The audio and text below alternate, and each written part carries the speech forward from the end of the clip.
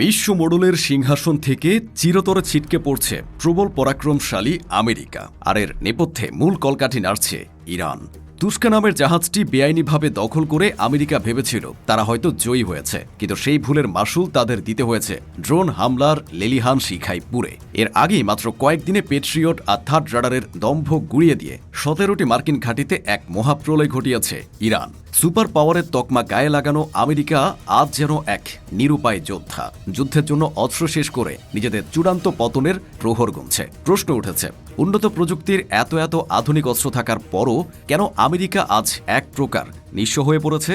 আর এই চরম দুর্বল অবস্থার সুযোগে যদি চীনের মতো শক্তিশালী দেশ সামরিক ও অর্থনৈতিকভাবে ইরানের সাথে পুরোপুরি হাত মেলায়, তাহলে আমেরিকার ভবিষ্যৎ কতটা ভয়াবহ হবে?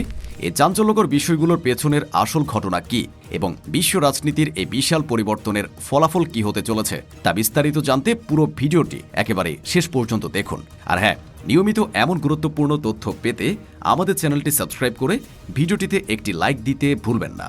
সাম্প্রতিক ঘটনা প্রবাহের দিকে খুব গভীরভাবে নজর দিলে দেখা যায় আমেরিকার এই পতনের শুরুটা হয়েছে নিজেদের বেশ কিছু মারাত্মক ভুল ও অহংকারী সিদ্ধান্তের কারণে। অতি সম্প্রতি মার্কিন বাহিনী ওমান উপসাগরে সম্পূর্ণ বিনা প্ররোচনায় গুলি চালিয়ে তুস্কা নামের একটি ইরানি কন্টেইনার জাহাজ জোরপূর্বক দখল করে নেয়। আন্তর্জাতিক জাহাজ ট্র্যাকিং ডেটা থেকে খুব স্পষ্টভাবে জানা যায় এই তুস্কা জাহাজটি গত 12 এপ্রিল মালয়েশিয়ার ক্লাং বন্দর থেকে যাত্রা শুরু করেছিল এবং এটি সরাসরি ইরানের আব্বাস বন্দরের দিকেই যাচ্ছিল। কিন্তু মাঝপথেই মার্কিন মেরিন সেনারা অত্যন্ত আক্রমণাত্মকভাবে জাহাজটিতে নেমে এর নিয়ন্ত্রণ পুরোপুরি নিজেদের হাতে নিয়ে নেয়। স্বয়ং মার্কিন প্রেসিডেন্ট ডোনাল্ড ট্রাম্প প্রথম এই ঘটনার কথা প্রকাশ্যে ঘোষণা করে বসেন। পরবর্তীতে মার্কিন সেন্ট্রাল কমান্ড বা সেন্টকম পুরো বিষয়টি আনুষ্ঠানিকভাবে নিশ্চিত করে এবং সামাজিক যোগাযোগ মাধ্যম এক্স এর প্ল্যাটফর্মে একটি ভিডিও ফুটেজ প্রকাশও করে। সেন্টকমের প্রকাশিত সেই ভিডিওতে পরিষ্কার দেখা যায় মার্কিন যুদ্ধজাহাজ থেকে পরপর গুলি চালানোর আগে ইরানি বাণিজ্যিক জাহাজটিকে সতর্ক করা হচ্ছে এবং এরপর ভারী অস্ত্রে সজ্জিত সশস্ত্র মেরিন সেনারা জাহাজটিতে নেমে সম্পূর্ণ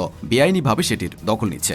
আমেরিকার এই উস্কানিমূলক ও আক্রমণাত্মক পদক্ষেপের পর ইরান মোটেই হাত গুটিয়ে বসে চুপ করে থাকেনি। তারা আগে থেকে অত্যন্ত কড়া হুঁশিয়ারি দিয়ে রেখেছিল যে মার্কিন বাহিনী তাদের কোনো জাহাজ জব্দ করার মতো বোকামি করলে খুব শিগগিরই তার চরম ও কঠিন পাল্টা ব্যবস্থা নেওয়া হবে।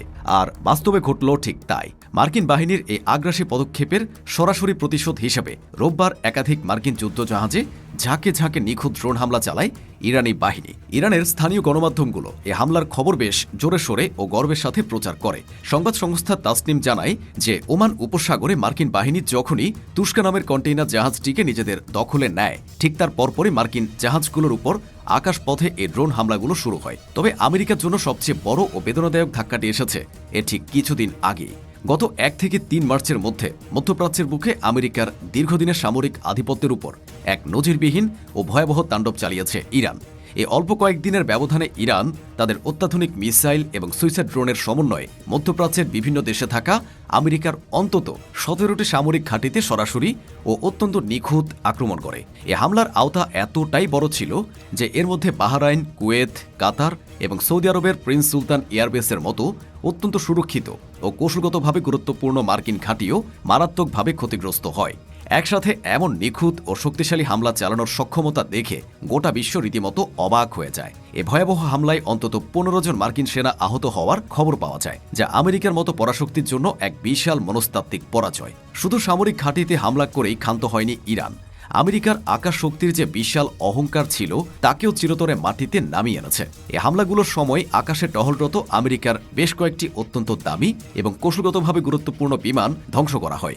এর মধ্যে আমেরিকার রিফুয়েলিং এয়ারক্রাফট বা মাঝ আকাশে অন্যান্য যুদ্ধবিমানকে জ্বালানি সরবরাহকারী বিশাল বিমান এবং E-3 সেন্ট্রি রাডার বিমানের ব্যাপক ক্ষয়ক্ষতি হয়। সবচেয়ে অবাক করার মতো বিষয় হল আমেরিকার অত্যন্ত শক্তিশালী এবং অপরাজেয় বলে পরিচিত দুটি যুদ্ধ বিমান F-15E স্ট্রাইক ঈগল এবং A-10 থান্ডারবোল্ট 2কে সরাসরি আকাশ থেকে ভূপাতিত করে ইরানি বাহিনী।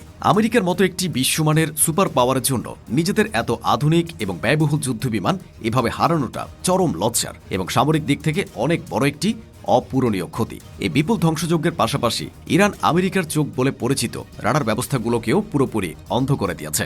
জর্ডান, সৌদি আরব, সংযুক্ত আরব আমিরাত সহ মধ্যপ্রাচ্যের বিভিন্ন দেশে আমেরিকা যেসব অত্যাধুনিক আকাশ প্রতিরক্ষা ব্যবস্থা বসিয়েছিল সেগুলোতে অত্যন্ত সুনির্দিষ্ট লক্ষ্যবস্তু ঠিক করে আঘাত হানে ইরান। এ হামলায় আমেরিকার অহংকার থার্ড রাডার AN বা TPY-2 এবং পেট্রিয়ট রাডার সহ অন্তত 12টি অত্যন্ত আধুনিক রাডার সিস্টেম পুরোপুরি ধ্বংস বা মারাত্মকভাবে ক্ষতিগ্রস্ত হয়। একটি থার্ড বা পেট্রিয়ট সিস্টেম তৈরি করতে ও তা স্থাপন করতে আমেরিকার বিলিয়ন বিলিয়ন ডলার খরচ হয়, কিন্তু ইরানের অত্যন্ত সস্তা মিসাইল আর ড্রোনের ক্রমাগত আঘাতে এই দামি প্রযুক্তিগুলো একেবারে অকেজো হয়ে পড়ে। আমেরিকার এত বড় এবং আর্থিকভাবে বিশাল ক্ষতি করার পর ইরানের শীর্ষ জেনারেলরা অত্যন্ত গর্বের সাথে প্রকাশ্যে এই ঘটনাকে তাদের জন্য একটি অসাধারণ বিজয় বা স্টানিং ভিক্টরি হিসেবে গোটা বিশ্বের সামনে ঘোষণা করেন। এখন সবার মনে সবচেয়ে বড় যে প্রশ্নটি ঘুরপাক খাচ্ছে তা হলো, আমেরিকার কাছে তো বিশ্বের সবচেয়ে উন্নত প্রযুক্তির অস্ত্র রয়েছে, তারপরও তারা কেন ইরানের সামনে এমন অসহায় হয়ে পড়ল? এর মূল কারণ হলো আধুনিক যুগের যুদ্ধের ধরনে বিরাট পরিবর্তন। ইরান খুব চালাকির সাথে অত্যন্ত কম দামি কিন্তু নিখুঁত ড্রোন এবং সাধারণ ক্ষমতা সম্পন্ন মিসাইল ব্যবহার করে আমেরিকার উপর অনবরত চাপ সৃষ্টি করছে। অন্যদিকে এ সস্তা ড্রোনগুলোকে নিজেদের গুরুত্বপূর্ণ স্থাপনায় আঘাত হানার আগেই আকাশে ধ্বংস করতে আমেরিকাকে বাধ্য হয়ে ব্যবহার করতে হচ্ছে তাদের কোটি কোটি টাকা দামের ইন্টারসেপ্টর বা প্রতিরক্ষামূলক মিসাইল। অর্থাৎ সহজ কথায় বলতে গেলে ইরানের মাত্র কয়েক হাজার ডলার মূল্যের একটি সাধারণ ড্রোন মারতে গিয়ে আমেরিকা প্রতিদিন খরচ করছে কয়েক মিলিয়ন ডলারের এক একটি অত্যাধুনিক মিসাইল। এটি একটি সম্পূর্ণ অসম যুদ্ধ। এভাবে দিনের পর দিন চলতে থাকায় আমেরিকার বিশাল অস্ত্রের গুদাম এখন প্রায় তলানিতে এসে ঠেকেছে। তারা মরিয়া হয়ে ইরানকে যে কোনো মূল্যে হারানোর চেষ্টা করতে গিয়ে নিজেদের সবচেয়ে দামি অস্ত্রগুলো একেবারে নির্বিচারে খরচ করে ফেলেছে, যে অস্ত্রগুলো পুনরায় তৈরি করতে বছরের পর বছর সময় লাগে। ফলে আমেরিকার হাতে এখন আর দীর্ঘমেয়াদী যুদ্ধ চালিয়ে যাওয়ার মতো পর্যাপ্ত সমরাস্ত্র বা ইন্টারসেপ্টর মিসাইল মজুদ নেই বললেই চলে। তাই তারা এখন ভেতর থেকে এক প্রকার শূন্য হয়ে পড়েছে বলে বলা যায়। আমেরিকার এ চরম দুর্বল ও অসহায় অবস্থার সুযোগ নিয়ে যদি এখন বিশ্বমঞ্চে চীন সরাসরি ইরানের সাথে হাত মেলায়, তাহলে আমেরিকার অবস্থা কতটা শোচনীয় হবে তা কল্পনা করাও রীতিমতো শিউরে ওঠার মতো বিষয়। চীনের কাছে রয়েছে বিশ্বের অন্যতম বিশাল সামরিক বাহিনী, অফুরন্ত অর্থনৈতিক শক্তি এবং নিজস্ব প্রযুক্তিতে তৈরি অত্যাধুনিক বিশাল অস্ত্র ভাণ্ডার। এমনিতে তাইওয়ান ইস্যু নিয়ে প্রশান্ত মহাসাগরীয় অঞ্চলে চীনের সাথে আমেরিকার সম্পর্ক এখন সাপে নেউলে অবস্থায় রয়েছে। তার উপর মধ্যপ্রাচ্যে আমেরিকা যেভাবে অপরিণামদর্শী হয়ে নিজেদের অস্ত্র প্রায় ফুরিয়ে ফেলছে, তাতে প্রশান্ত মহাসাগরীয় অঞ্চলে চীনের বিশাল বাহিনীর বিরুদ্ধে শক্তভাবে দাঁড়ানোর মতো সামরিক জোর এখন আর তাদের নেই। ইরান একা সস্তা ড্রোন আর মিসাইল দিয়ে আমেরিকার যে বেহাল দশা করেছে, সেখানে চীন যদি তাদের সাথে বিপুল সামরিক, নৌ ও প্রযুক্তিগত শক্তি নিয়ে প্রকাশ্যে বা গোপনে ইরানের পাশে দাঁড়ায়, তবে আমেরিকার টিকে থাকা প্রায় অসম্ভব হয়ে পড়বে। কারণ একই সাথে মধ্যপ্রাচ্যে ইরানকে সামলানো এবং এশিয়ার চীনের বিশাল আগ্রাসনকে মোকাবেলা করার মতো সামরিক সক্ষমতা, অর্থনৈতিক জোর বা অস্ত্রের মজুত এই মুহূর্তে আমেরিকার হাতে একদমই নেই। ইতিহাস বারবার এই সাক্ষ্যই দেয়, কোনো পরাশক্তির পতন একদিনে বা রাতারাতি হয় না, তবে তাদের কিছু ভুল ও চরম অহংকারী সিদ্ধান্ত সেই পতনকে অনেক বেশি ত্বরান্বিত করে। আমেরিকা নিজেদের অজেয় সামরিক শক্তির অহংকারে অন্ধ হয়ে মধ্যপ্রাচ্যে এ অসম যুদ্ধে জড়িয়ে নিজেদের ভবিষ্যৎকে চরম ঝুঁকির মুখে ঠেলে দিয়েছে। তাদের বিলিয়ন ডলারের অত্যাধুনিক সব আকাশ প্রতিরক্ষা ব্যবস্থা চরমভাবে ব্যর্থ হয়েছে, কোটি কোটি ডলারের যুদ্ধ বিমান ধ্বংস হয়েছে এবং সবচেয়ে বড় কথা, তাদের সামরিক শ্রেষ্ঠত্বের যে একটা মনস্তাত্ত্বিক ভয় সারা বিশ্বের কাছে যুগ যুগ ধরে প্রতিষ্ঠিত ছিল, তা এই মাত্র কয়েকদিনের সংঘাতে একেবারে ভেঙে চুরমার হয়ে গেছে। পুরো বিশ্ব এখন খুব স্পষ্টভাবে দেখতে পাচ্ছে আমেরিকার বিশাল সামরিক ভাণ্ডার ফুরিয়ে আসছে এবং তারা চাইলেই আর আগের মতো অন্য দেশের উপর খবরদারি করতে পারবে না।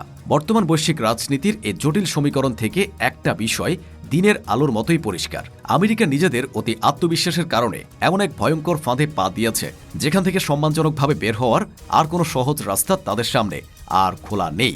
একদিকে ইরানের অবিরাম ও নিখুঁত আক্রমণ, অন্যদিকে বিশ্বমঞ্চে চীনের মতো অত্যন্ত শক্তিশালী দেশের অভাবনীয় উত্থান। এ দুয়ের জাতাকলে পড়ে আমেরিকার দীর্ঘদিনের বিশ্ব মোড়লগিরির দিন চিরতরে শেষ হয়ে আসছে। যে পরাশক্তি একসময় পুরো পৃথিবী নিজেদের ইশারায় নিয়ন্ত্রণ করত, তারা আজ নিজেদের ভুলে তৈরি করা এক বিশাল খাদের কিনারায় এসে দাঁড়িয়েছে। এ সংঘাতপূর্ণ পরিস্থিতি যদি আর কিছুদিন এভাবেই চলতে থাকে, তবে খুব শীঘ্রই আমরা এমন এক নতুন বিশ্ব ব্যবস্থা দেখতে পাব যেখানে আমেরিকার কোনো একক আধিপত্য বা দাদাগিরি থাকবে না এবং বিশ্ব শাসনের চাবিকাঠি খুব দ্রুতই চলে যাবে নতুন কোনো শক্তিশালী জোটের হাতে।